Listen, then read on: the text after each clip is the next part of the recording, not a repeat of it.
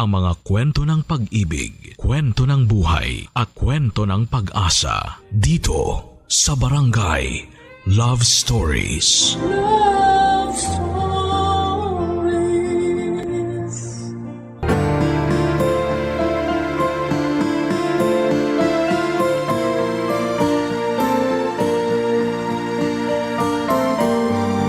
Marami ang mahilig makialam sa ating buhay. Malas lang at madalas sila pa yung malalapit nating kamag-anak. Ikaw, kabarangay, naranasan mo na bang pakialaman ng buhay ng iyong mga kamag-anak? Dear Papa Dudut, ako nga pala si Erica, 30 years old at lahat naman siguro tayong mga Pinoy ay merong tita na mahadera at pakialamera. Yung kahit na anong gawin mo sa buhay mo ay lagi na siyang may masasabing hindi maganda. Danas ko yan sa tita Lydia ko at lagpas 50 anyos na siya. At siya ang nanay ko siya po ang ate ng nanay ko na 50 anyos naman. Silang dalawa lang ang magkapatid sa kanilang pamilya, kaya sila lang din ang nagtutulungan. Wala naman pong masama na tulungan mo ang kapatid mo. Kaya lang dahil sa minsang pagtulong ni nanay kay Tita Lydia, ay ako naman itong naperwisyo. Mula kasi sa probinsya ay tumira muna sa amin si Tia Lydia. Nagkaroon daw sila ng problema ng kanyang asawa at anak. Pakiramdam niya ay pinagkaisahan siya. Kaya syempre, kay nanay siya lumapit para magpasaklolo ulit, Papa Dudut.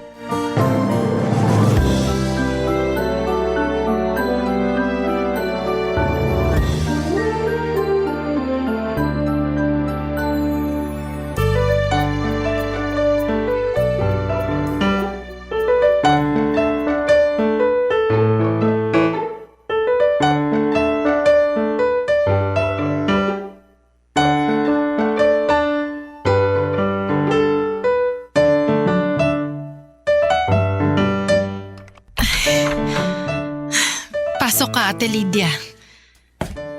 Parang nanibago ako sa bahay mo Lumiit ba? Hindi naman. Dumami lang siguro yung gamit namin. Yung pamangkin mo kasi, panay ang bili ng mga gamit na nakikita niya sa social media. Ay nako, sana inipon na lang niya ang pera niya para ipambili ng bahay. Para naman may maipundar siya. Hindi puro gamit na madali lang namang masira. Ay, hindi ko kasi pinapakialaman ng pera ni Erica. Sensitibo yon kapag pinupuna mo ang paggastos niya. Dapat ngayon pa lang maturuan na siya. Paano ba siya matututo kung hindi mo pupunahin, di ba? Asan ba siya? Andyan lang yun sa sala. Nagpapahinga. Nagpapahinga? Hindi ba't Lunes ngayon? Wala ba siyang trabaho? Nagtatrabaho kasi sa events tong si Erica. Sa ngayon, bakante siya kaya andito lang siya sa bahay. Yan na nga ba ang sinasabi ko? Paano siya makakapundar ng bahay at lupa kung wala naman pala siyang permanenteng pinagkakakitaan? Tapos kamo bili pa siya ng bili ng mga gamit. Malakas naman kasi ang racket ni Erica sa event. Nay! Dinig ko po kayo sa sala. Mano po, tita? Kaawaan ka ng Diyos. Nadinig mo kamo ang usapan namin ng nanay mo? Opo, ang lakas ng boses niyo Mabuti naman at sinasadya ko talagang iparinig yun sa'yo. Ano tong nababalitaan ko na wala ka raw trabaho ngayon? Tita, wala kasi akong nakabook na event ngayon kaya free day ko. At saka malakas namang rumakit tong si Erica ko, Ate Lydia. Halos hindi ko na nga siya madatnan dito sa bahay Naku, lalo na pag bare months. Nako, huwag kayong masyadong kampante. Baka magaya ka ron sa batugan kong asawa na umaasa lang sa paminsan-minsang racket sa talyer. Asan kami dinala ng mga racket niyang kulpol? Ikaw naman, ate. Tanggalin mo nga muna yung galit sa asawa mo. Akala ko ba hindi natin siya babanggitin? Naiinis kasi ako rito kay Erica. Sinasayang ang potensyal niya. Wala naman pong nasasayang na potensyal ko, tita. Maganda naman ang kita ko sa events Kung totoong maganda, bakit hanggang ngayon wala ka pa rin yung sariling bahay at lupa? Bakit ka nakikitira pa rin dito sa nanay mo? Ate Lydia, ako nagpapatira sa kanya rito. Hindi ko na siya pinaalis mula nung namatay ang tatay niya. Paano kailangan ko ng kasama rito? Kaya maswerte akong pumayag itong si Erica na samahan ako rito. Ang sabihin mo, si Erica ang maswerte dahil nakakalibre siya ng upa. Baka pati pagkain libre din. Lahat po ng gastusin dito sa bahay, ako ang sumasalo. Kaya nga ang laking tulong na kasama ko si Erica kasi may tumutulong sa akin. Alam mo naman ate ang kalagayan ko nung namatay ang asawa ko, hindi ba? Isa ka pa. Masyado ka kasing umasa sa asawa mo, kaya yan. Hindi ka makatayo sa sarili mong mga paa. Kaya pati kay Erica umaasa ka. Wala naman pong problema kung asahan ako ni nanay na tulungan ko siya. Nanay ko siya eh. Masama ba? Oh? Tignan mo kung paano pa siya sumagot sa akin. Tama ba yan? Hindi naman po ako sumasagot ng mali. Gusto ko lang ipagtanggol si nanay. Alam nyo, hindi na tayo nagkakaintindihang tatlo. Mabuti pa, Erica, tulungan mo na lang akong bitbitin to mga dala ng Tita Lydia mo para makakain na rin tayo pagkatapos. Gusto ko pa noong ituloy ang usapan dahil G akong magalit ng mga oras na yon, Papa Dudut. Kaya lang ay pinisil na ako ni nanay sa braso. Kaya tumigil na rin po ako. Alam naming pareho na hindi titigil si Tita Lydia hanggat sinusundan mo pa ng bala. Tumulong pa rin naman ako para bitbitin ang gamit niya. Hindi nga lang ako sumabay kumain dahil nawala na ako ng gana, Papa Dudut. Ramdam ko nang magiging stressful ang buhay ko habang nasa bahay namin si Tita Lydia. Boses pa lang niya na iirita na po ako. Alam niyo yung boses ng isang judgmental. Isipin niyo na lamang ang tunog nun. At habang tumatagal ay mas lumalala ang ugali ni Tita Lydia. Hindi na lamang talaga boses ang nakakairita sa kanya kundi lahat na lamang ng mga sinasabi niya, Papa Dudut.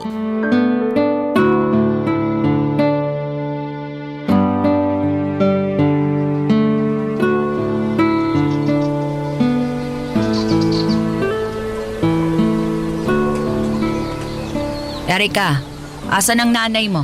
Namalengke po. Namalengke? Bakit hindi mo sinamahan? Alam mong matanda na ang nanay mo. Ayaw po niyang magpasama. Sana pinilit mo. Kesa yung nakahilata ka lang dyan. Masakit pong likuran ko eh.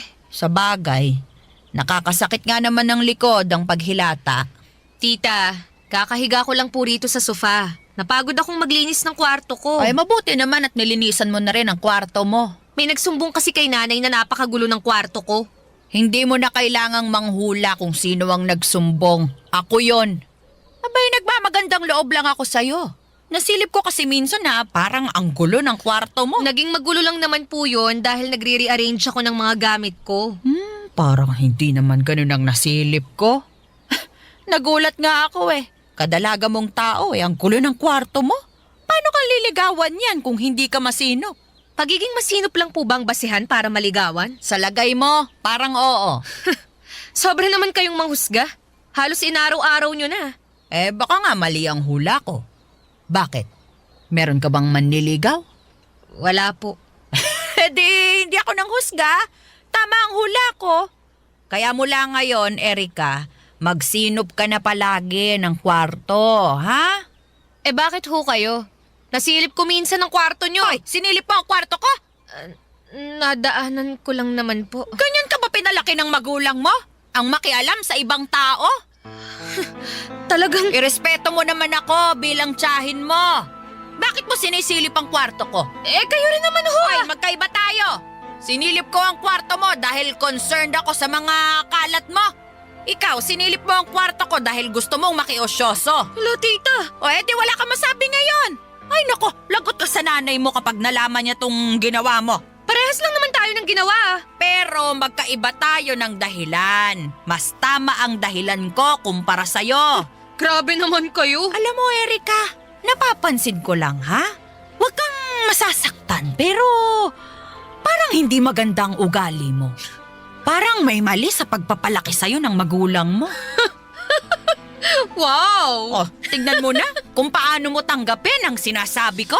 Alam nyo, Hindi ko po alam kung bakit biglang ganito nakatindi ang usapan natin, ha?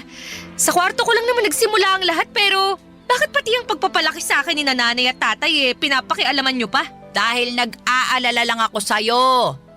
Kung meron lang akong third eye, baka nakita ko na ang sungay at buntot mo. Lumalaki kang demonyo. Marunong ka pa bang magsimba?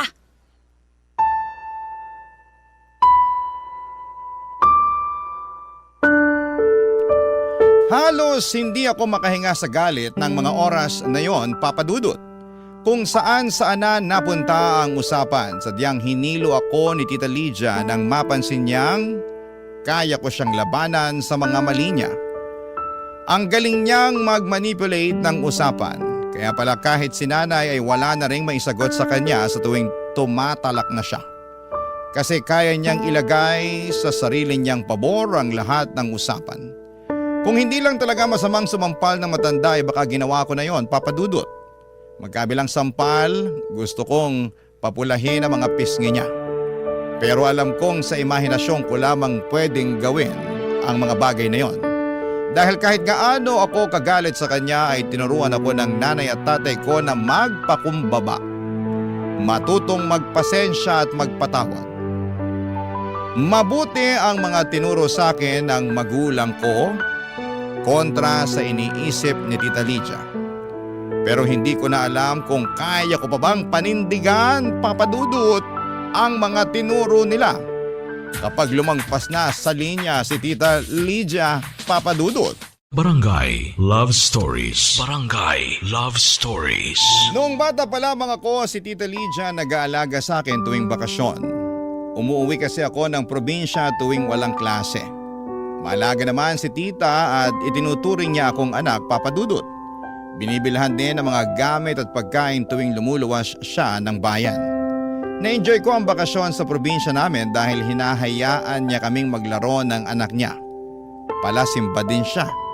Palagi niya akong kasama tuwing linggo para tumulong sa simbahan pag may misa. Naging makulay ang mga bakasyon ko sa probinsya at malaking tulong si Tita Lydia at ang kanyang pamilya.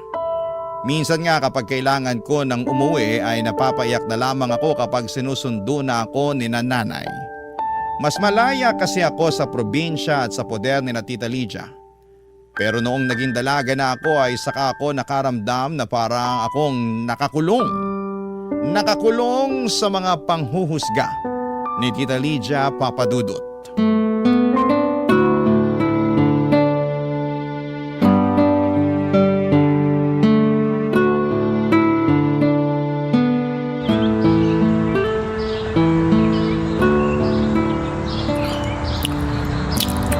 Sarap talaga nitong hopyang baboy, ano? Nakakain ata ako ng 6 na to. Pansin ko nga niya Uy, dahan-dahan lang dyan ha. Mamaya, tataas na naman ang blood sugar mo. Di pababagsakin ko na lang bukas. Hayaan mo na ako, anak. Ngayon lang ulit ako nakatikim ng hopya. Mabuti na lang nakasalubong ko yung naglalako nito. 4 na piraso na lang pala ang natitira Ubusin na natin to bago pa tayo maunahan ng mga langgam mamaya. Ipatong mo na lang sa ibabaw ng ref. Hindi na umaabot yung mga langgam doon. Bakit kasi hindi na lang natin ubusin, Nay? 4 na lang Tig-2 tayo. Ano, G?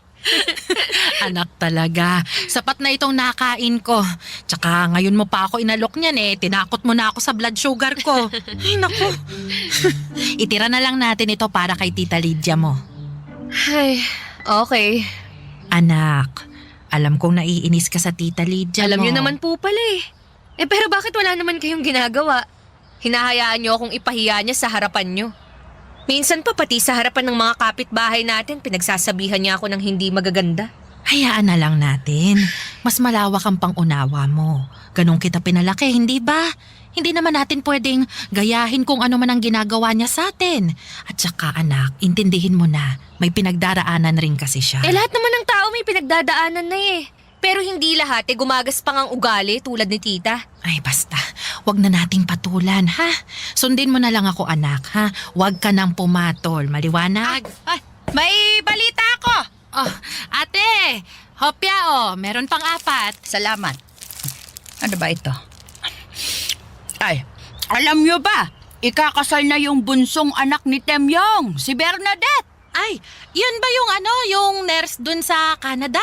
Oo. At Ah. jackpot dahil Canadian ang napangasawa. Hoy. Ang gwapo! Napakaganda ng mayaambag nun sa lahi ni na Temyong. Hindi na puro saratang ilong.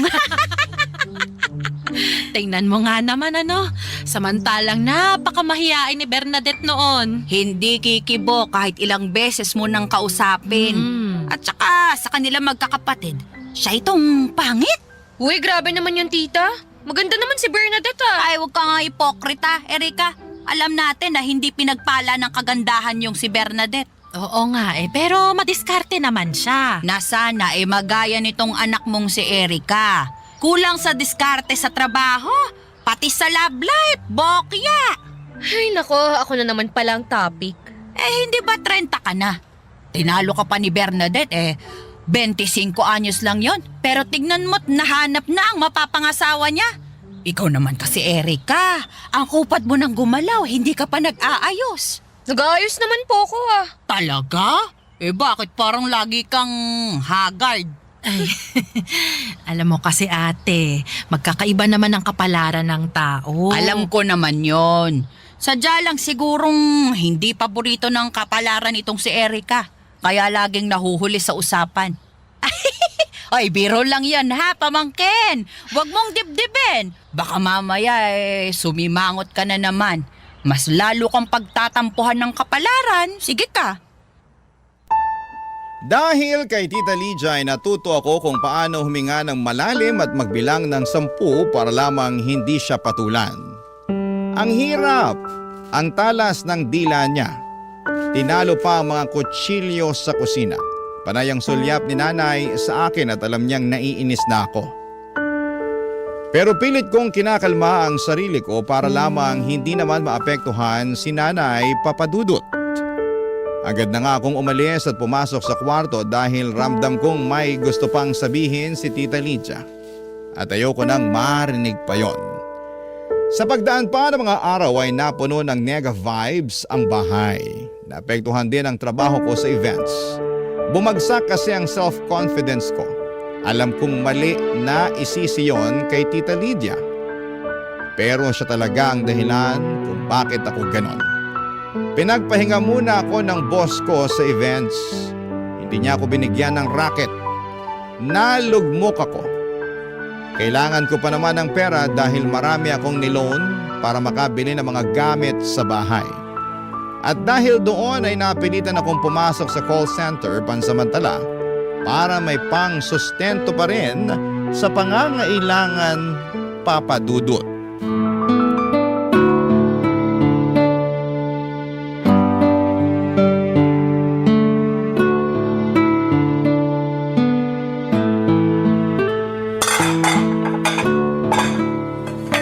Ate Lydia, paabot naman ng kubyertos. Sandali! Oh, eto. Oh, asan pala ang anak mo? Ilang pananghalian na natin siyang hindi nakakasabay ah. Si Erika, natutulog pa siguro. Paabot naman ako nung mangkok dyan. Tanghaling tapat, tulog. Mga kabataan talaga ngayon. Hindi gumaya sa atin noon na bago pa tumilaok ang manok gising na tayo. Kaso ngayon, wala nang titilaok na manok kasi ginawa ko ng tinola. Ito ate, anong parte ng manok ang gusto mo? Ipaglalagay na kita sa mangkok mo. Kahit ano, basta wag lang pakpak. Heto na. Dahan-dahan, mainit ang sabaw. Gisigin ko na kaya si Erika, no? Para may maghuhugas ng pinagkainan mamaya. Ate, wag mo nang abalahin yung bata. Puyat yun. Ako na lang ang maghuhugas ng pinagkainan natin. Bakit puyat? Kaka-cellphone. Paano? Kasi simula lang kasi niyang magtrabaho sa call center. Alam mo namang panggabing trabaho yun, di ba? Kaya siguro mamayang hapon pang gising nun. Akala ko ba events siya? Bakit biglang bumaba ang trabaho niya? Hindi naman mababang call center, Ate Lydia. Ikaw naman talaga. Kasi naman yung anak mo. Kung ano-ano na lang ang ginagawa sa buhay. Hindi ba siya nalulungkot na walang pinatutunguhan ng buhay niya? Wala na ngang asawa, wala pang maayos na trabaho. Nay, Oh, Erika, bakit ang aga mong nagising anak? dinig ko po kasi sa kwarto yung boses si Tita Lydia. Sinadya ko talagang lakasan ng boses ko para magising ka na. Effective naman pala eh. Halika na, sumabay ka ng kumain para makapag-usap tayong dalawa pagkatapos. Ano bang pag-uusapan? Tungkol sa mga desisyon mo sa buhay. Balita ko nagko-call center ka na raw ngayon. Bakit naman sa dinami-rami ng trabaho na pwede mong pasukin, yan pa ang napili mo? Ito lang kasi ang kaya ko eh. At saka ito lang ang meron ngayon. Pansamantala lang naman to eh. Pansamantala? Ganyan din ang sinasabi ng ibang kakilala ko na may mga anak sa call center. Sinasabi nila pansamantala lang daw. Pero lumipas ng mga taon, hindi pa rin sila nakakaalis doon. Nagpahinga lang ho ako sa events. Sigurado nga alis din ako sa call center. Tignan natin. Bakit ba ganyan nyo na lang ako i-down? Anak, maupo ka na lang para makakain na tayo. Eto, nagluto ako ng paborito mong tinola. Hindi pang down ang ginagawa ko. Minumulat kita para alam mo kung saan ka nagkukulang sa buhay mo. Hindi nyo trabaho na pakialaman ng buhay ko. Ano ngayon kung may kulang sa akin? Dahil ba ron pwede nyo na akong bastusin? Sa ating dalawa, ikaw itong nang babastos sa akin. Ako nakakatanda rito pero hindi mo nire-respeto ang mga salita ko? Nay, naririnig nyo ba ang sinasabi ng kapatid nyo? Tama naman din si Ate Lydia, anak. Maiintindihan mo rin bahalang araw kung bakit niya to sinasabi sa'yo. Sige na anak, halika na. Kumain na tayo.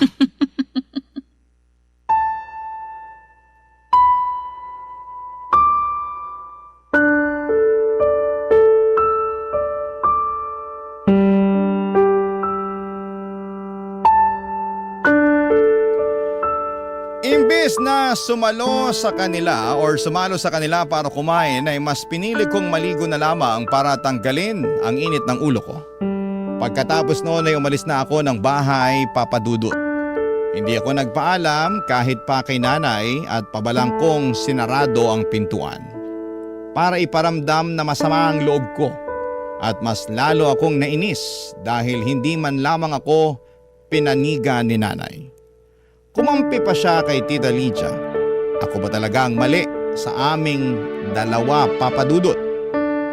Sa tuwing hindi na ako makampante kay Tita Lydia, iniisip ko na lamang ang mga kabutihan niya sa akin noong bata pa lamang ako. Pero nitong mga nakaraan ay hindi na yon sumasapat para maunawaan ko siya ng lubos. Parang sa isang iglap ay nabura na lahat ng magagandang alaala niya sa akin. Napalitan na yon ang kasamaan at alam kong nagmamantsa yon sa akin. Baka hanggang kabilang buhay pa nga. Grabe ang mga pinagdaanan ko kay Tita Papa Dudut. Barangay Love Stories. Barangay Love Stories. Lalo akong na-down sa mga komento ni Tita Lydia, Papa Dudut, na ako halos lumalabas ng kwarto sa takot na makita si Tita Lydia. Alam kong meron siyang makikita ulit na mali sa akin at hindi ko na kayang pakinggan pa yon. At napapansin na rin ni nanay na ayaw ko nang lumabas ng kwarto. Kaya siya na rin ang nag-aabot ng pagkain ko. Ayos lang sa kanya kahit na hindi na ako sumabay kumain kasama sila. Kung alam lang ni Tita Lydia na ang struggles ko sa mental health ko ay sobra na. Akala ba niya ay hindi ko naiisip ang mga naiisip niyang mali sa akin? Hindi ko kailangan ng isang taong magpapaalala ng mga mali sa akin, Papa Dudut. Gusto ko nang makakaunawa na tao. Pero mula noong nakasama ko ulit si Tita Lydia, walang oras na hindi na ipapaalala sa akin kung ano ang mali ko. At hindi nakakatulong na walang masabi si nanay tungkol dito, Papa Dudut.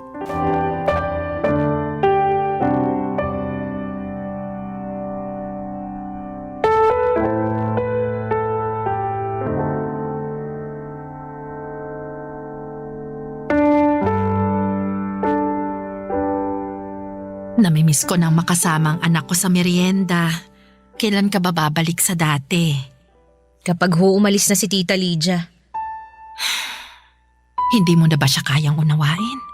Nay, labas na lang po ulit kayo kasi parang gusto ko mapag-isa na naman. Ay, o sige na. Hindi na. Aawat na. Hindi niyo man lang ako makampihan kapag pinagsasalitaan na ako ni tita. Gustuhin ko man. Pero alam mo namang hindi ko kayang awayin ang tita Lydia mo. Kaya hinahayaan niyo na lang na ako ang awayin niya tungkol sa mga desisyon ko sa buhay. Nakwento ko na ba sa'yo kung paano siya itrato ng nanay namin noon? Hindi pa ho. Ganito kasi yan.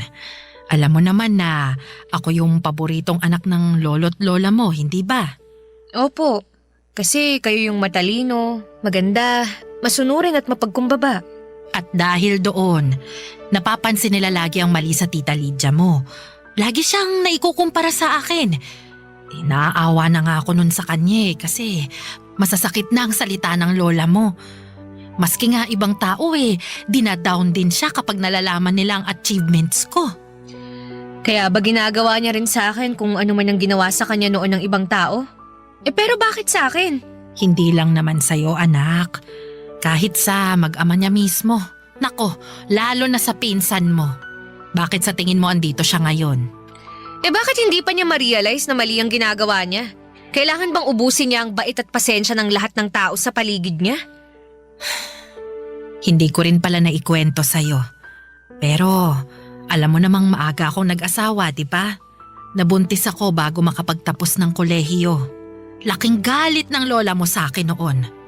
Pagkatapos nun, bumaba ang tingin sa akin ng lolo't lola mo. Lalo na't hindi rin nakapagtapos ang tatay mo. Tapos hindi pa magandang trabaho. Ako na ang pinag-initan ng lola mo. Pero alam mo ba kung sinong sumalo sa akin? Si Tita Lydia. Tanda ko pa kung paano niya kalabanin ang lola mo para lang ipagtanggol ako. Kahit siya naman na itong pinupuri sa aming dalawa. Ganun ako kamahal ng ate Lydia ko.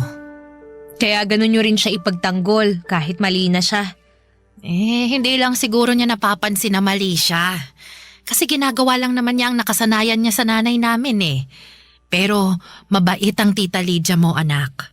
Kailangan lang natin siyang unawain.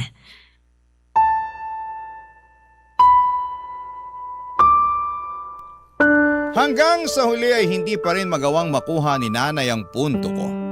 Masyado siyang bulag sa pasasalamat sa minsang pagsagip sa kanya ni Tita Lydia noong kabataan nila. Ano pa bang inaasahan ko, hindi ba? Kaya naman nanahimik na lamang ako.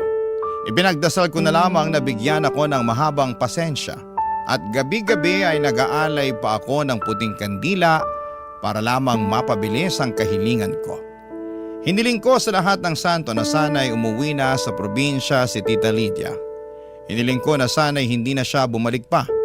Pero mukhang hindi nakita ang puting kandila ko mula sa kalawakan. Baka marami pang humihiling sa Diyos. Kaya ang Tita Lydia kasama pa rin namin sa bahay. Mag-adjust ng mag-adjust. Yun na lamang ang ginawa naming mag-ina sa ugaling pangkanal ni Tita Lydia, Papa Dudut.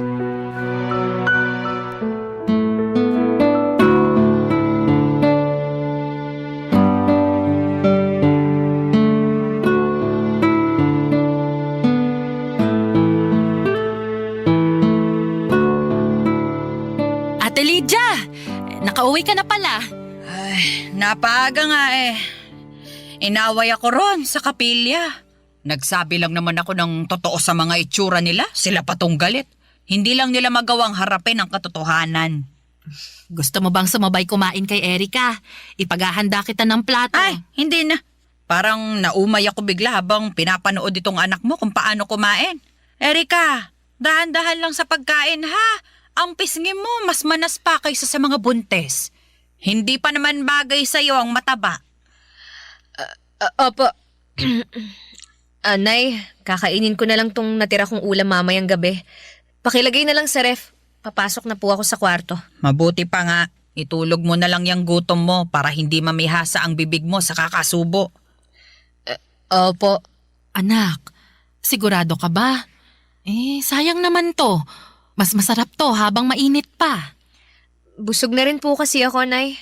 Bakit nga pala kain ka ng kain, Erika? Pansin ko mula nung dumating ako sige ka ng sige sa paglamon. Kung naniniwala ho kayo sa stress eating, baka ito na yun.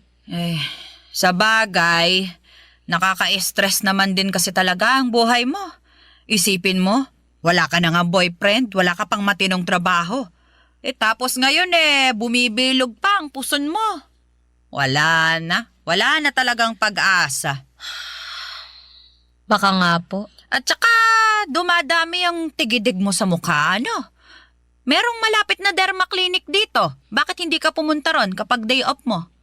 Salamat po sa paalala. At ito pa, ha? Pansin ko lang. Hindi ka ba talaga titigil, Ate Lydia?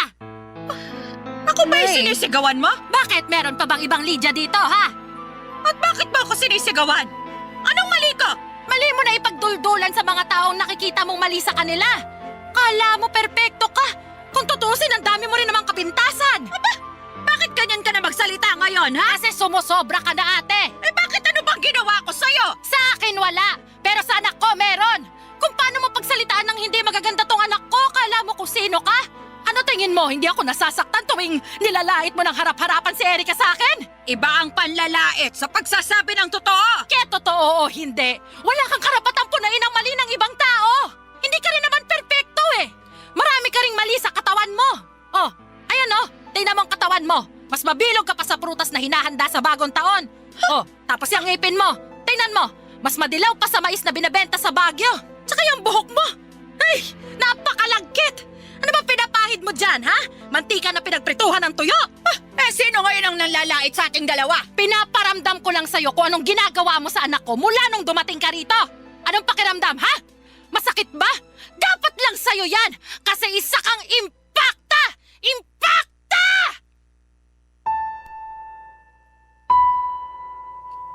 Hindi nakaimik si Tita Lydia maski ako ay nagulat.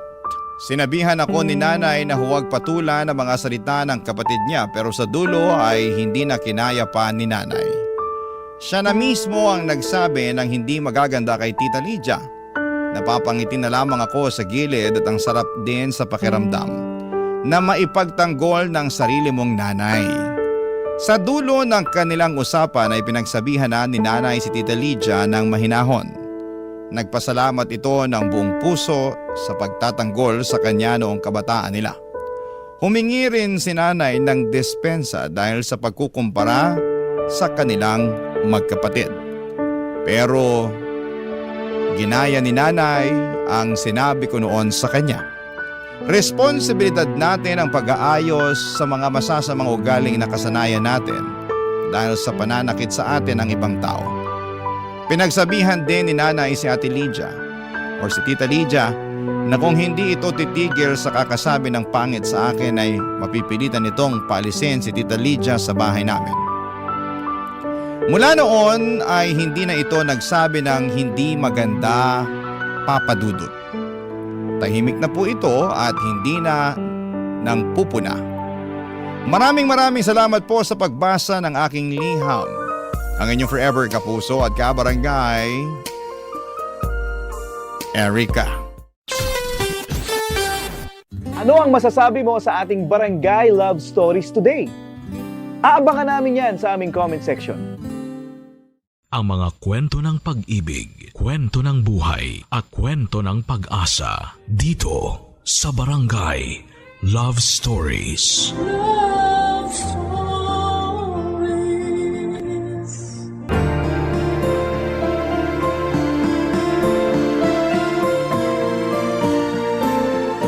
Sa buhay, dumarating talaga tayo sa punto na kailangan nating magkaroon ng matatag na puso at matalas na isip upang pangatawanan ang gusto nating maging.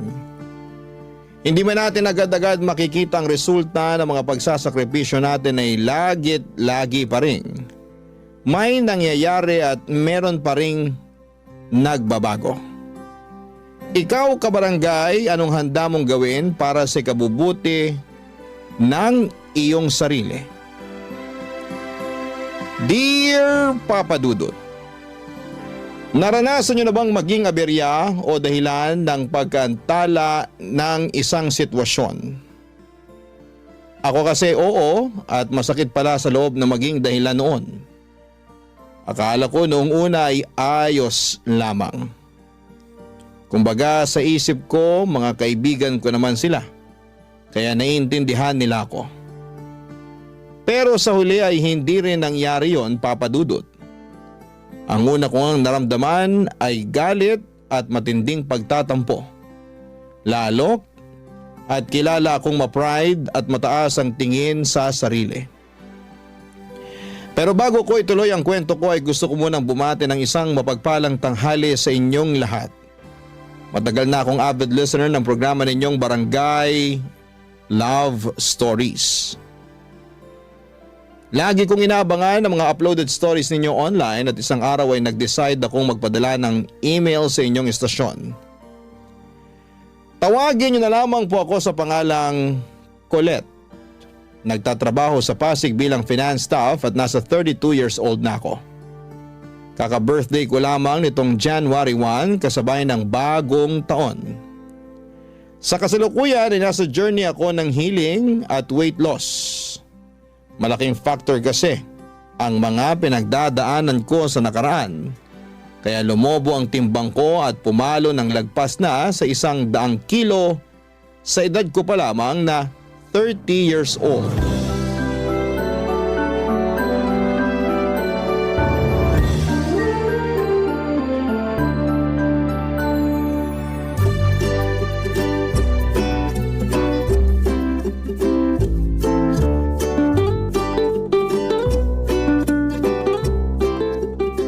Grabe, ang dami namang masarap dito. Lalaki ba yan? Sira! Bakit naman ako maghahanap ng lalaki may boyfriend na akong tao? Meron nga, pero sira ulo naman. Hayaan mo na. Ako nga hindi na masyadong ini-stress ang sarili ko sa kanya eh. Hindi ko lang mapigilan. Di mo kasi deserve na harap-harapang pagmukhaing tanga, lalo nung pinaghintay ka niya dun sa date nyo. Nagkausap na naman kami. Sabi niya sinugod daw sa ospital mama niya. At sa taranta niya hindi nakapagsabi sa akin. Ay, ganun ba? Oo, kaya wag ka namang gigil dun sa tao. Kumusta na raw ba mama niya? Okay naman, nakalabas na sa ospital. Inatake lang ng high blood kakakain ng maalat at matabang pagkain. Nag-birthday kasi yung ate niyang umuwi from US, kaya naghanda sila ng bongga. Sayang nga hindi ako naimbitahan kasi may seminar kami nun sa office. Nakita ko pa naman sa pictures na in-upload nila sa Facebook yung mga handa nila. Ay! May lechong baboy, crispy pata, inihaw na manok at liempo at iba't ibang klase ng ulam. May masarsa, may masabaw, merong din pansit, spaghetti carbonara. Tapos yung mga paborito kong dessert na mango float at coffee jelly. Hala siya. O bakit? Nakakatakam naman talaga yung mga yun Bigla tuloy ako nagutom. Nando na tayo. Pero papaalala ko lang sa'yo, nakakakain lang natin ng lunch. Ay talaga? Oo, duh. 1 oras pa nga lang nakakalipas. Dami ko rin nakain ha. Sarap kasi ng bulalo na niluto mo Thank you. Pero hindi ako makapaniwalang 1 oras pa lang ang lumipas. Akala ko kasi 3 oras na. Grabe namang mga dragon mo na yan sa tiyan. Seryoso nga. Nagugutom na nga ulit ako, kaya naghahanap na ako ng ma-order online. Totoo? Oo, ito, tingnan mo. Tingnan mo, ano kayo masarap kainin? Hala si auntie. Bakit ba? Nagugutom nga yung tao Hindi naman kita pinagbabawalang kumain. Kung gusto mo, go ka lang. Pero ang akin lang maghinay-hinay ka. Hindi mo nga ako pinagbabawalan, pero pinakikialaman mo naman ako. Kakawalang gana tuloy kumain. Wow ha! Ikaw, mawawala ng gana sa pagkain? Pwede ba hindi mo ako mai-eme? Tigilan mo ako, Colette. Kilalang kilala mo na talaga ako? Aba syempre, para na tayong magkapatid. Kaya nga bilang nakakatanda mong ate, pinagsasabihan kitang ayus-ayusin mo yung pagkain mo. Lalo na yung mga kinakain mo. Pansin ko kasi marami ka na namang instant noodles sa cabinet. Tapos puro processed food yung nasa freezer mo. Marami ka rin soft drinks at junk food. Nag-grocery ka ba? Oo, kahapon lang. Lumagpas nga ako sa budget ko kasi marami akong kinuwang hindi naman kasama sa listahan ko. Nakaka-tempt naman kasi. Pero okay lang naman.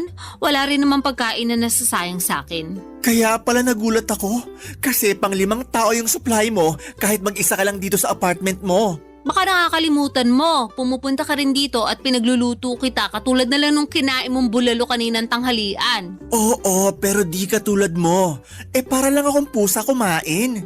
Kape-kape lang sa umaga, wala pang asukal. Tapos half rice lang sa tanghali at dasal na lang sa gabi. Ang boring naman ang buhay mo. Hindi kaya boring yun, no? Ikaw lang nagsasabi niyan. Basta, for me, boring yon. Kung ako siguro nasa sitwasyon mo, baka nategi na ako. Ay, ang OA naman? Tegi talaga agad? Oo. Sa bilis ko magutom, hindi ko kaya magdasal na lang sa gabi. May lang naman yung dasal. Pero alam mo namang di na ako nagdi-dinner, di ba? Oo. Tamang water na lang ako. Kasi bakit pa ako kakain? Gabi na rin naman. Hindi na ako magugutom noon dahil tulog na ako. Buti ka pa hindi nagkugutom. Ako kasi kahit tulog, mas nananaig yung kalam ng sikmura kahit kumain naman ako ng pagkarami-rami bago matulog. So, no choice. Babangon talaga ako para mag-midnight snack. Grabe naman yung kahit kumain ng pagkarami-rami. Buti hindi ka binabangungot. Hindi naman ako naniniwala dun. At saka, mas babangungutin lang ako pag hinayaan ko magutom ako. Ay, iba rin. Kaya mabuti pa, tulungan mo na lang ako mamili ng masarap na merienda. Pasa ko dyan. Ako nga lang, di ba? Ako lang ang kakain, wag ka na. Papa Dudut, bata pa lamang ay tabain ako. Ako yung tipo na mahanginan lamang tumataba na. Malakas din kasi akong kumain at aaminin ko ng pagkain ang naging takbuhan ko kapag stress ako sa personal kong buhay at sa trabaho. Katulad na nga lang noong nasa bingit ng alanganin ng relationship ko sa aking long-time boyfriend. Bukod sa pinsan kong si Percy ay wala akong masyadong ka-close sa mga kaopisina ko. Kaya wala rin akong mapagkwentuhan sa kanila. Para sa akin ay malaki ang tutulong ng pagkain upang gumaan ang nararamdaman ko. Nagsimula ang hilig ko sa pagkain at minsan ko pangang binansagan ang sarili ko na certified foodie. Pangarap kong matikman ang lahat ng pagkain sa mundo. Meron akong obsession sa pagkain na nagsimula noong bata ako kung saan ay pribilehiyo sa akin ang makakain ng masarap lalo na at mahirap lamang kami. Maaga pang namatay ang nanay ko at nung nagkaroon ulit ng kinakasama ang tatay, nuknukan naman ang kadamutan sa pagkain ng madrasta kong yon. Sa kanya ko naranasang magutuman kaya ang ginagawa ko ay nagtatago ako ng pagkain at palihim na kinakain yon. Sa pagpapatuloy ng hindi maayos na relasyon ko sa aking boyfriend, itinuong ko sa pagkain ng lahat ng sama ng loob at hinanakit ko sa mga pagkukulang niya sa akin. Kaya nga makalipas lamang ng halos 2 linggo, nadagdagan ng 5 kilo ang timbang ko. Pumalo na ako noon sa 115 kilogram.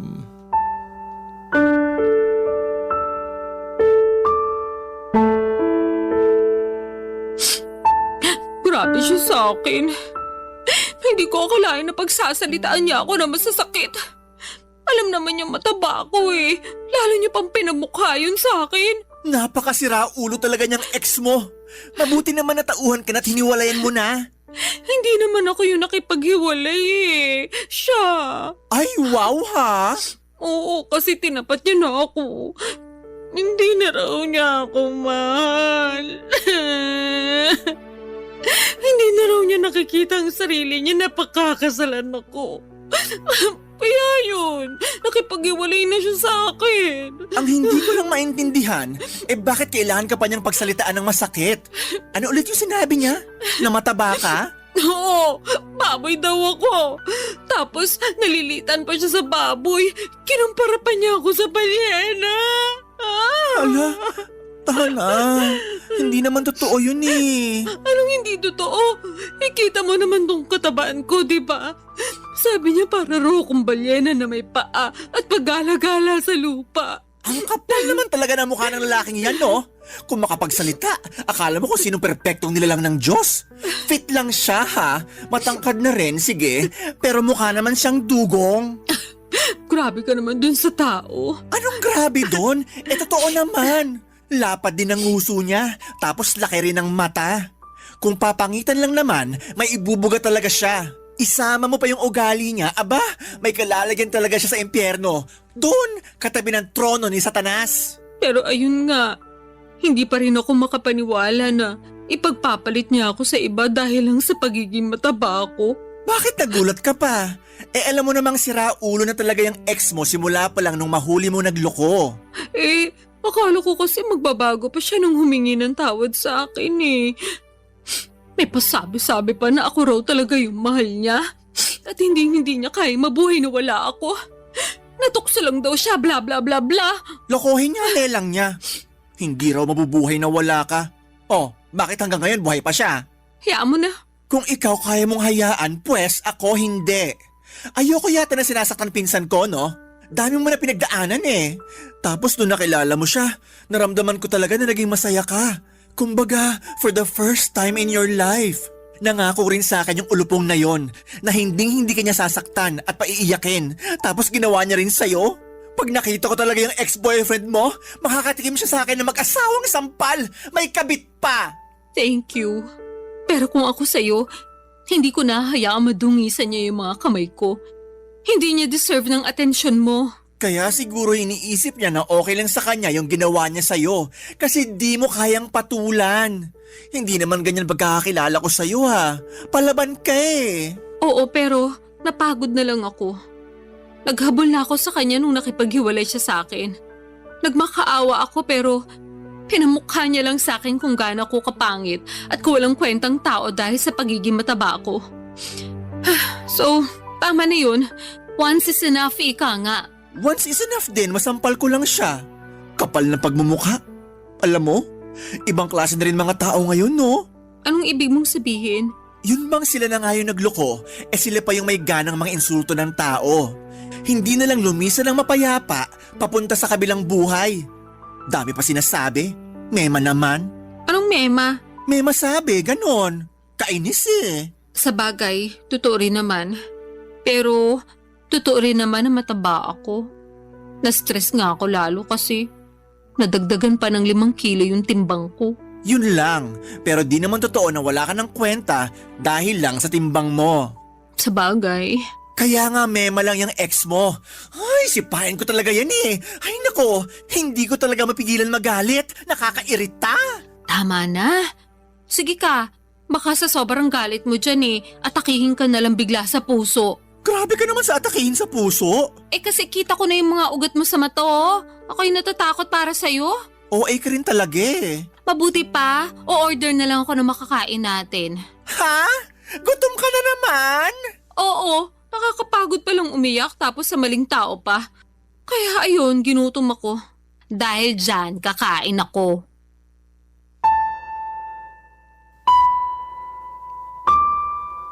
Papadudot, sobrang sakit maloko ng taong pinakamamahal mo. At masahol pa doon pinagpalit niya ako sa babaeng hindi hamak na mas payat at sexy sa akin. Laking insulto noon sa pagkatao ko gayong hindi naman ako payat at sexy noong nakilala niya. Pero aminado naman ako na hindi pa ako kasing bigat ng timbang ko ng mga panahong hiniwalayan niya ako. Siguro napabayaan ko rin talaga ang aking sarili. Pero kung iisipin, nagsimula lang naman yun noong nanlamig at nagloko siya. Dahil sa nangyari, lalo kong itinuon sa pagkain ang sakit na nararamdaman ko ng mga panahong yon. Sinabi ko kay Percy na kaya ko ang sarili ko dahil nga kilala niya rin naman akong matapang. Totoo naman na matapang ako at palaban. Marami na akong masasakit na pangyayari sa buhay na nalagpasan ng mag-isa. At malaki ang utang na loob ko sa pagkain dahil napapagaan nito ang buhay ko kahit na napapabigat naman ito ang aking timbang. Barangay Love Stories. Barangay Love Stories. Papa Dudut, sinabi ko sa sarili ko na hindi na ako magmamakaawa sa ex-boyfriend ko. Nabalikan niya ako. Sapat na yung isang beses, sobra na kung susundan ko pa ang pagpapakatanga ko. Napakaraming lalaki sa mundo at hindi lang naman siya ang huling lalaki na makikilala ko. At dahil nga punong-puno ako ng tiwala at kumpiyansa sa sarili, na wala akong dapat baguhin sa pagkatao ko dahil ex ko naman ang nagloko. Hindi ko pinakinggan ang sinabi sa akin ni Percy na magdahan-dahan sa pagkain dahil baka lalong madagdagan ang timbang ko. Alam ko naman na concern lamang siya sa kapakanan ko at hindi yon sa pinagbabawalan niya akong kumain. Besides, pera ko naman ang ginagastos ko, pambili ng cravings ko. Pero ayos na ayos lang naman ako ng panahon na yon. Dahil nga break na kami ng dati kong karelasyon. Nagkaroon na ako ng maraming oras para pagtuunan ng pansin ang ibang aspeto ng buhay ko. Tulad na lamang ng paggala kasama ang aking mga college kabarkada.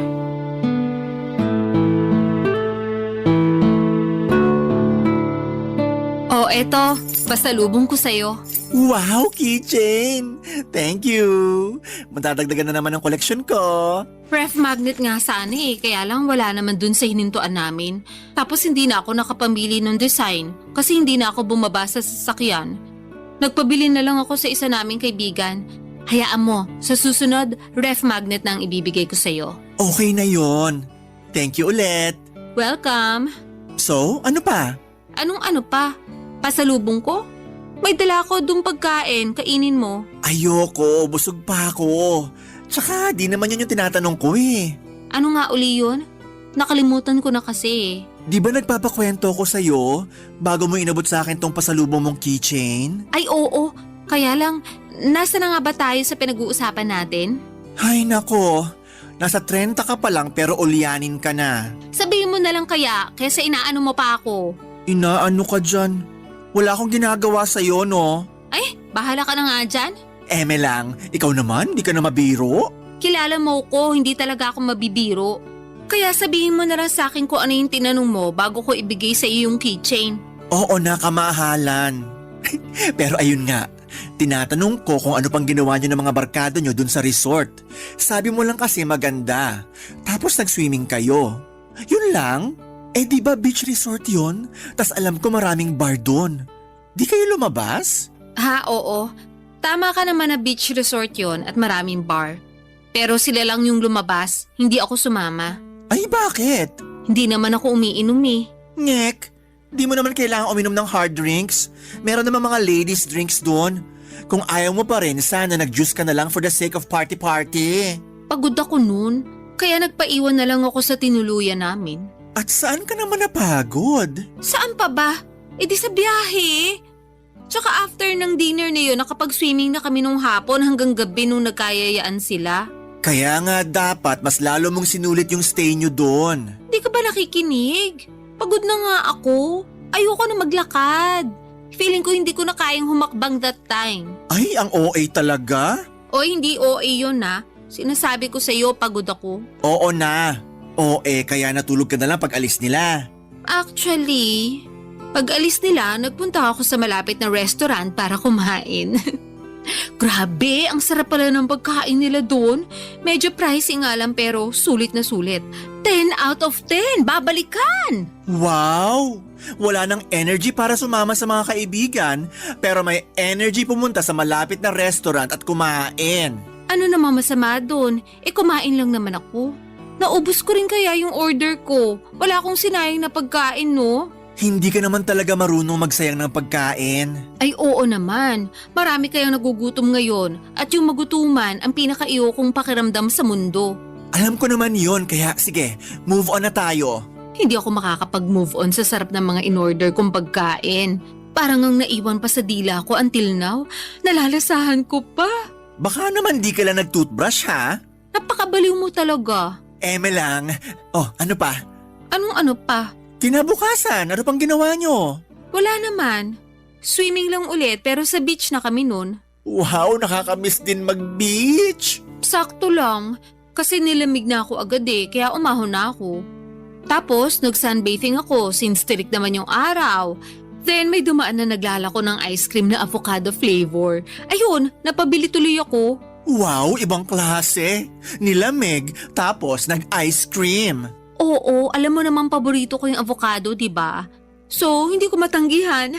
Nakaapat na apa nga ako. Uy, buti hindi sumamachan mo. Hindi naman. Bakit? Grabe naman yung 4. Tiba-tiba si Manong sa'yo for sure. Hayaan mo na. Basta ako nag-enjoy sa ice cream ko. Parang wala ka namang ibang ginawa doon kundi kumain. Actually, tama ka. Kumain lang ako ng kumain.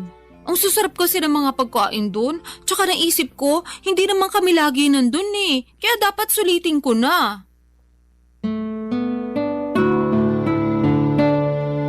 Papa Dudut, masaya talaga ako na makasama sa out of town at beach trip namin ng mga college friends ko. Matagal na rin kasi nila akong niyayaya kaya lang ay nasa circle namin yung guy na palaging pinagseselosa ng ex-boyfriend ko noon. Nakwento ko kasi sa kanya na naging crush ako noong kaibigan kong yon pero hindi ko naman ito tipo. Binasted ko pa nga noong nagtapat saktong graduation namin. At matagal na yon, bago pa kami nagkakilala ng ex ko. Pero patuloy pa rin niyang pinagseselosan yon hanggang sa pinag-awayan na namin ang pagsama ko sa mga gala ng barkada ko. Hindi nagtagal ay nagka-jowa rin naman ang kaibigan namin yon at nauna pa ngang kinasal sa amin. Pero patuloy pa rin siyang pinagseselosan ng boyfriend ko kaya ako na mismo ang umiwas sa mga yaya ng barkada ko. Nagtampo pa nga sila sa akin pero pinaliwanag ko naman ang panig ko, Papa Dudut. Sa huli nauunawaan naman nila at narespeto ang kahilingan ko. At dahil nga wala naman akong kaklose sa mga kaopisina ko ay hindi rin ako nakakagala o nakakalabas. Masasabi ko na malaking bagay sa healing journey ko ang mga travel namin. Pangarap ko rin kasing makarating sa iba't ibang panig ng Pilipinas, lalo na't kumikita na ako ng pera at wala pa naman akong sariling pamilya. Kaso aminado ako, na sa tuwing gumagala kami mabilis akong mapagod at hapuin. Kahit nga ilang minutong paglalakad hinihingal na ako. Kaya mas gusto ko na lamang na magstay sa hotel at kumain. Bagay na sa tingin ko ay unti-unting kinainisan sa akin ng mga barkada ko. Kaya nga kinuwento ko yon kay Percy at ang solusyon niya ay simulan ko na raw ang Oplan Balik Alindog program. Bilang unang hakbang ay nag-enroll ako sa gym kung saan ay matagal na siyang miyembro, Papa Dudut.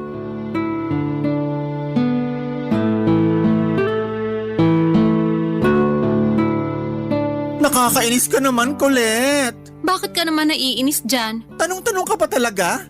Sinayang mo lang naman membership fee dun sa gym. Hinahanap ka kaya ni coach sa akin. Sabihin mo na lang hindi na ako babalik. Ayoko na. Suko na ako. Suko ka na agad? Nakakailang session ka pa lang? Ano magagawa ko kung ayaw ko na talaga? Baka naman sa isip mo lang yan ha. Sigurado ako sa desisyon ko. Pinag-isipan ko yun nung muntik na akong lagnatin dahil sa sakit ng katawan after nung first session. Grabe kaya pakaramdam ko nun. Kulang na lang magpa-ospital ako Sobra naman yung magpa-ospital. Sa pagkakatanda ko, nag-treadmill ka lang naman nung unang araw mo. Correction, isama mo na yung pag-akyat baba natin dun sa hagdan papunta sa gym. Kung bakit kasi hindi uso elevator dun? Nasa 3rd floor din kaya yung inakyat baba natin. May elevator naman, pero under maintenance. Tsaka ayaw mo nun? Naka-warm up ka na nung umakyat ka sa hagdan. Magandang cardio rin yun para maramdaman mo namang may puso ka. May puso ako, no? Ramdam na ramdam ko sa tuwing kinikilig ko kung tikman yung bagong pagkain sa menu. Yan, dyan ka magaling sa pagkain. Ano namang masama doon? May batas ba na nagbabawal akong kumain? Walang batas at hindi masama. Bakit kasi ganyan ang tono mo? Para mo na rin sinabing wala akong karapatang kumain. Hindi naman ganyan punto ko. Ang akin lang, nagpatulong ka sa akin para makapagbawas ng timbang, di ba? Kesyo dami mo nang nararamdaman sa katawan mo at gusto mo namang makasabay sa trip ng mga kaibigan mo. So ako naman, sige, tinulungan kita. Pero bago yon, tinanong muna kita kung talagang desidido ka na magbawas ng timbang. Sabi mo, oo. Kaya nga nag-enroll tayo sa gym, di ba? Oh, makalipas lang ng ilang session ayaw mo na? Ano na lang gagawin mo sa buhay mo para mabawasan timbang mo? Hindi ko alam. Parang ayoko na nga mabawasan ng timbang kasi okay naman ako. Anong okay? Paano ka naging okay? Medyo hassle nga lang pag nagko-commute. Pero wala namang karapatang mang-discriminate yung mga driver porke mataba ako. Irereklamo ko talaga sila, sige. O sige, ando na tayo. Pero paano na lang yung overall health mo? Yung katawan mo, hindi lang sa labas kundi sa loob. Sabi mo, mabilis kang hingalin, di ba? Oo, kaya nga sinabi ko sa sarili ko na iiwasan ko na lang yung mga bagay na hihingalin lang ako. Hindi ganun yun. Ano bang pinagsasasabi mo dyan? Hindi mo iiwasan. Dapat solusyonan mo. Ganun yun. Yang hingal mo, resulta yan ng hindi mo pag-exercise at sobrang pagkain. Dinamay mo na naman yung mga pagkain ko. Wala naman sa yung ginagawa yung mga pagkain. Tsaka mas hinihingal nga ako sa pag-exercise. Kulang na nga lang lumaylay dila ako nung nagte-treadmill ako. Tapos yung machine na parang umaakit ka sa hagdan. Stair climber? Oo, yun nga. Grabe, tagapawis ko dun ah. Ewan ko ba, umakit na nga ako ng hagdan na hanggang 3rd floor tapos pagkaganunin pa ako ni coach. Ano yun? Naglolokohan na lang ba kami? Hiyang-hiya naman sa'yo si coach. Palitan mo na kaya siya, no? Pag pinalitan ko siya, sigurado magsasara ang gym kasi papalitan ko ng restaurant business. Mas marami kita ko doon for sure. Alam mo, ewan ko sa'yo. Kinain ka na ng sistema. Hindi sistema ang kumain sa akin. Tsaka nagsasabi lang naman ako ng totoo. Hindi naman ako masaya sa pagpunta ng gym na yan eh. Sakit ang katawan ng inabot ko. Alam mo kung saan ako masaya? Oo, parang alam ko na kung saan. Sa pagkain? Tama! Ay, pag kumakain ako, parang nakalutang sa alapaapa mga paa ko. Lalo na syempre kapag masarap yung kinakain ko. Tsaka mas nai-enjoy ko yun. Mas nagiging masaya ako. Delusional ka lang. Akala ko ba walang masama sa pagkain? Wala nga. Pero yung pagiging matakaw mo sa pagkain, yun ang masama. Sobra ka naman. Hindi ako magsasorry. Wag. Mabuti pa, order na lang ako ng merienda. Ay nako. Bagay talaga sa yung pangalan mong Colette. Masyado kang makulit. Sa totoo lang, Papa Dudut, mabibilang sa daliri ko sa kamay kung ilang beses lamang akong pumunta sa gym na pina-enrollan sa akin ni Percy. 1, 2 o 3 lang yata, tapos ay ayoko na. Totoo naman na sayang yung pera na binayad ko sa membership fee, pero hindi na lamang ako nang hinayang doon dahil ayoko na. Suko na ako.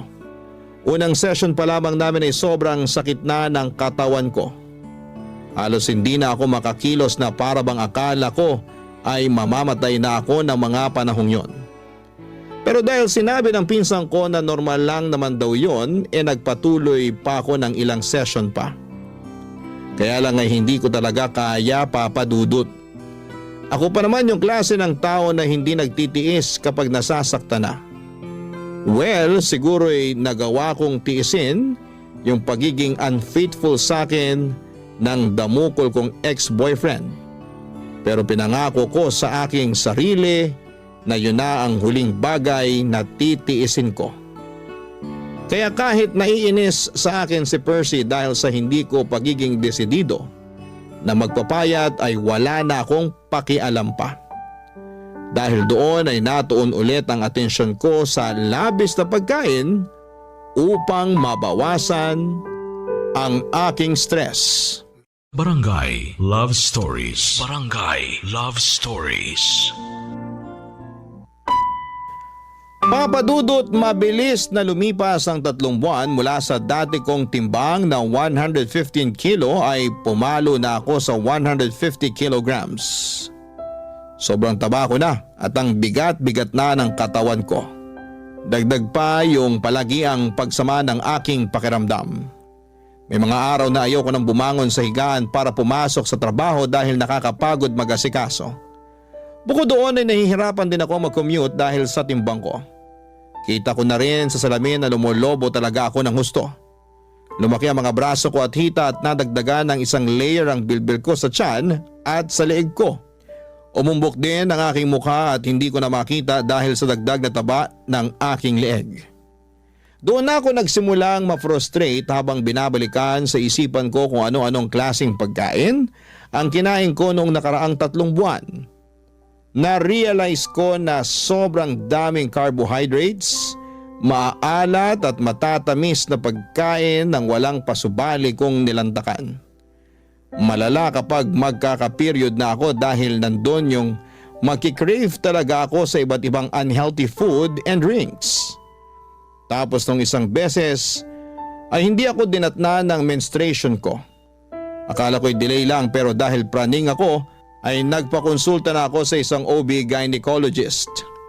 Doon ko napag-alaman na may PCOS ako o Polycystic Ovarian Syndrome. Bilateral din. Ibig sabihin po nun ay 2 ovary ko ang merong cyst na nakakaapekto sa aking hormones. Bukod doon ay lumabas sa laboratory exam ko na may type 2 diabetes din ako. Dahil sa mga sakit ko ay lalo akong na-frustrate at imbes na gawin ng payo sa akin ng mga doktor na magbawas ng timbang ay kabaliktaran noon ang ginawa ko. Mas lalo akong nagpakalango sa pagkain, Papa Dudut.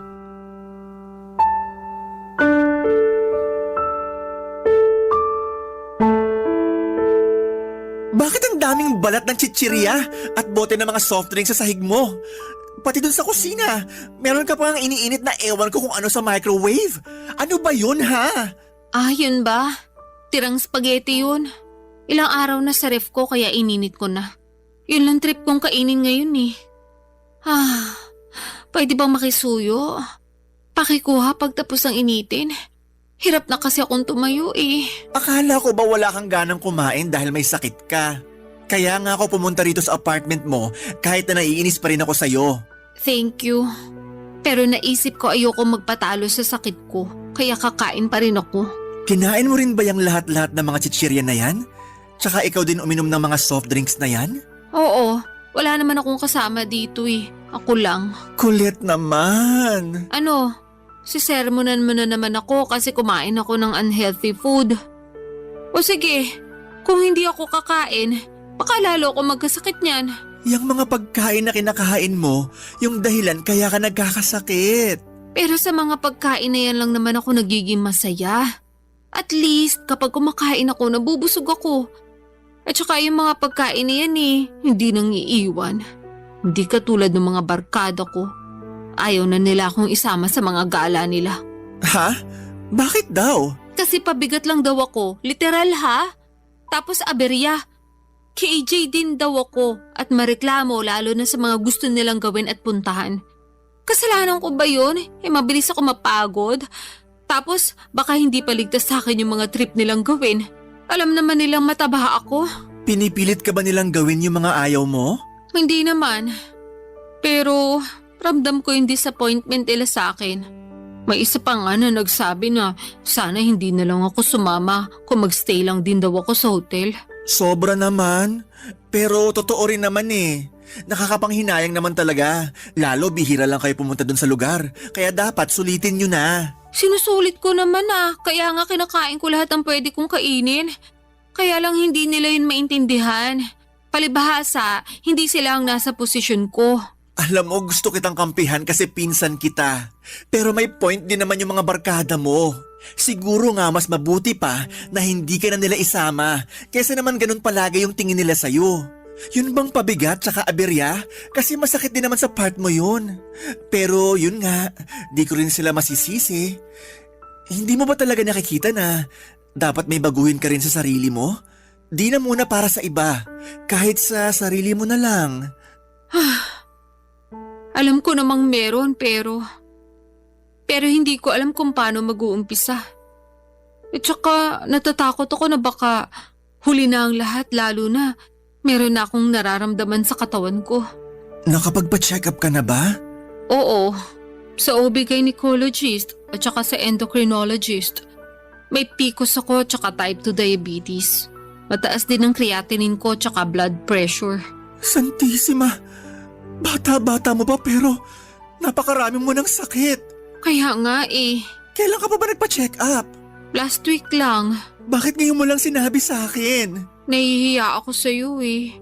At saka natatakot ako na baka sabihin mo kasalanan ko rin naman kaya nangyari sa akin to.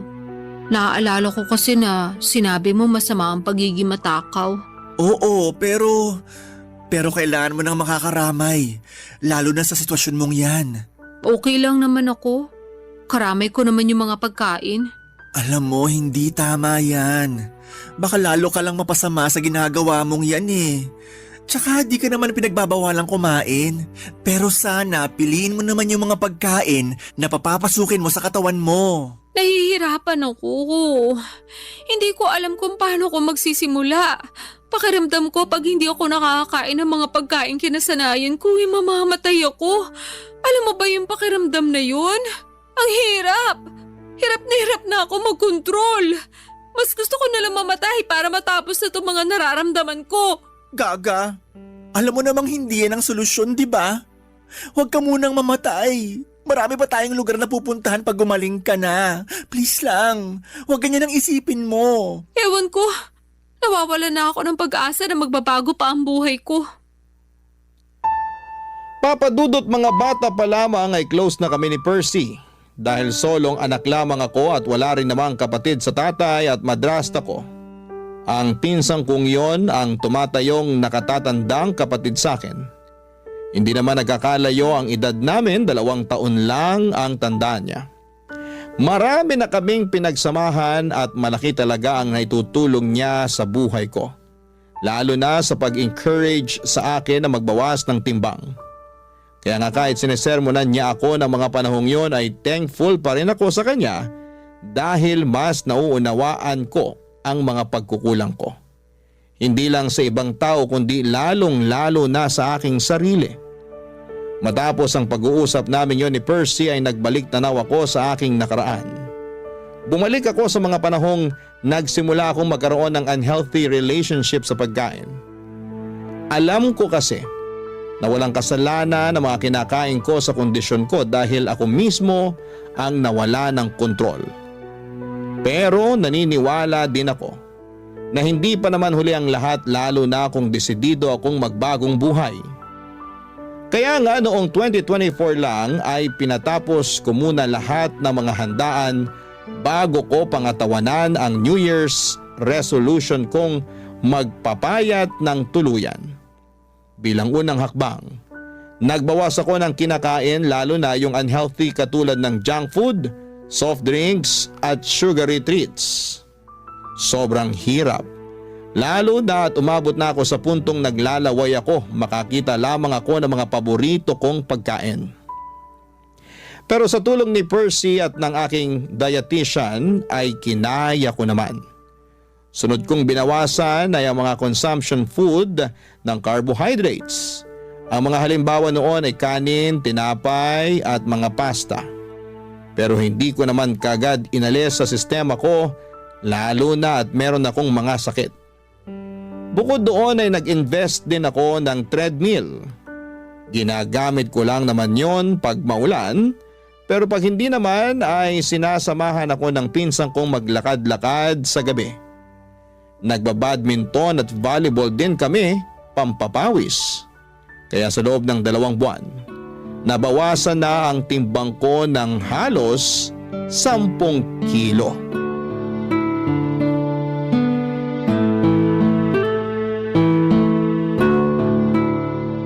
Ang intense nung double match natin dun sa 2 foreigner. Oo nga, parang professional. Ayun, talo tuloy tayo. Hayaan mo na, at least mga gwapo naman sila. Kota mga mata ko sa silay. Sa bagay, ako rin naman. Gusto ko yung kumukorte talaga yung mga abs sa damit kasi pawis na pawis. Ay, sinabi mo pa. Pero speaking of pawis, grabe pawis ko dun sa laro natin Tagaktak! Ako nga hingal na hingal eh.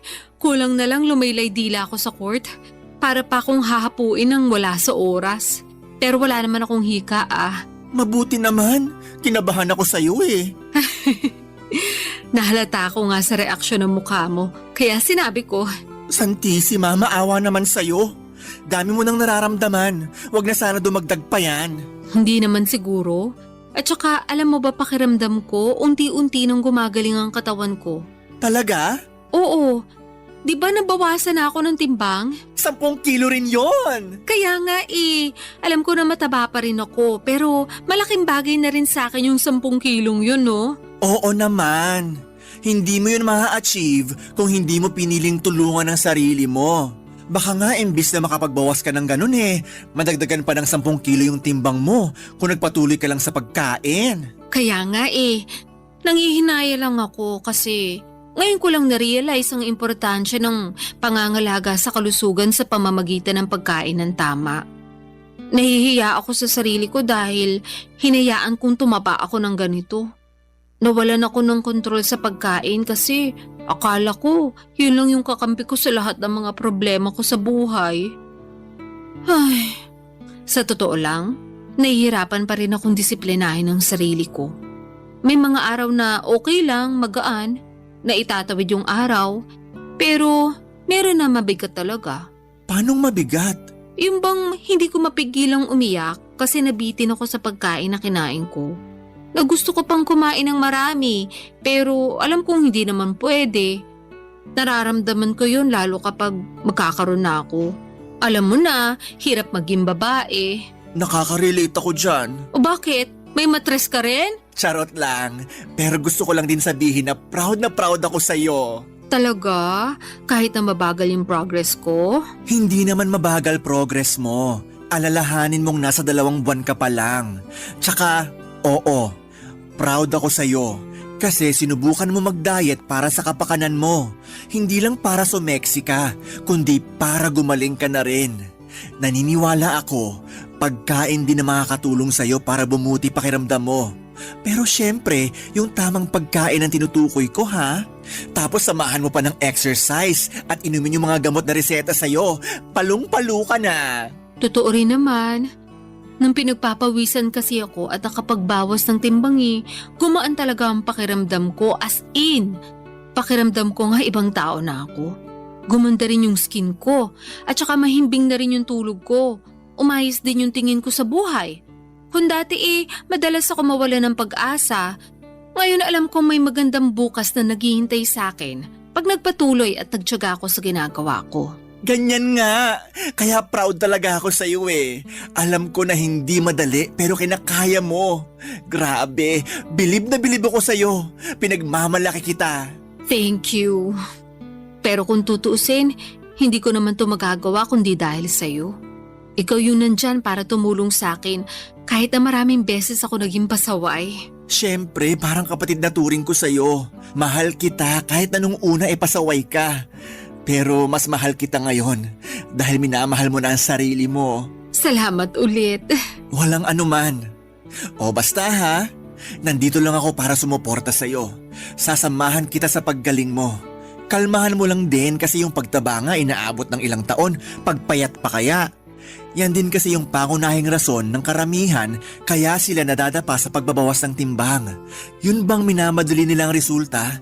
Wala namang buto na pag tinanim mo ngayon, tutubo na bukas. Sipag, tiyaga, disiplina at consistency ang kailangan para ma-achieve mo yung mabuti at magandang resulta para sa sarili mo. Papa Dudut, malayo pa pero malayo na rin naman ako. Sa kasalukuyan ay nasa 95 kilograms na lamang ako. Patuloy ang mga bagay na ginagawa ko para mabawasan ang timbang ko. Pero hindi lang ako doon nakafocus dahil ang pangunahing dahilan ko talaga ay gumaling ako. Maraming mabubuting bagay ang dulot ng pagbaba ng timbang sa akin. Mas naging aktibo na rin po ako sa iba't ibang bagay at sports. Hindi na rin ako madalas hapuin at higit sa lahat ay natutuhan kong kumain ng tama at masustansya na naaayon sa kailangan ng aking katawan. Hindi ko pa na-achieve ang goal weight ko pero hindi ako susuko lalo na ngayon na mas mahal ko na ang aking sarili. Sabi nga nila kapag maayos ang tingin mo sa iyong sarili ay naapektuhan noon hindi lang ang iyong pananaw, kundi maging ang relasyon mo sa mga bagay at tao na nasa paligid mo. Bilang nasa paglalakbay pa ako ng paggaling at pagbabawas ng timbang, sinama ko na rin po sa bucket list ko ang makapag-counseling upang ipakonsulta ang mga karanasan ko na naging dahilan para maging obsessed ako sa pagkain. Yun din kasi ang sabi ng dietitian ko, sadyang ako lang yung hindi pa handa ng mga panahong yon. Maraming salamat po Papa Dudut, sakaling mapili po ninyong i-air ang sulat ko sa programang Barangay Love Stories. Malaking bagay na makapagbigay ako ng inspirasyon sa ating mga kabarangay. Susulat ako ulit para mag-update sa latest kong timbang at kung sakali na makahanap na rin po ako ng panibagong pag-ibig. God bless po sa inyong istasyon and more power pa. Ang inyong forever kapuso at kabarangay, Colette. Barangay Love Stories. Barangay Love Stories. Anong say mo sa Barangay Love Stories na ito? Pagkwentuhan natin sa comment section yan. Nagustuhan ng iyong napakinggan? Ituloy yan via live stream sa www.gmanetwork.com/radio.